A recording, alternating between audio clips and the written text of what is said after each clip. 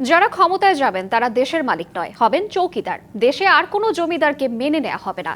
এই দেশ হবে জনগণের বাংলাদেশ। দুপুরে কুড়িগ্রামে নির্বাচনী জনসভায় এসব কথা বলেন জামায়াতের আমির ডাক্তার শফিকুর রহমান। কুড়িগ্রামকে সবচেয়ে বঞ্চিত জেলা উল্লেখ করে তিনি বলেন, ক্ষমতায় গেলে কুড়িগ্রাম থেকে উন্নয়ন শুরু করবে জামায়াত। উত্তরবঙ্গকে কৃষি শিল্পের রাজধানীতে পরিণত করা হবে। তিনটি নদীকে জেলার দুঃখ উল্লেখ করে জামায়াত আমির বলেন, বর্ষা এলে এখানকার মানুষের চিন্তা বাড়ে। নদী ভাঙন রোধে যে বাজেট হয়েছে সব চুরি করে বিদেশে পাচার করা হয়েছে। নির্বাচিত হলে তাদের পেটের ভেতর হাত ঢুকিয়ে সব বের করে আনারও ঘোষণা দেন ডাক্তার শফিকুর রহমান।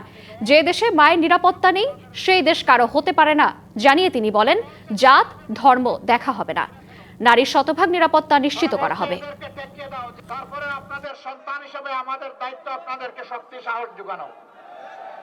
লড়ে যাবেন, চোখে চোখ রেখে কথা বলবেন। এটি আমার বাংলাদেশ।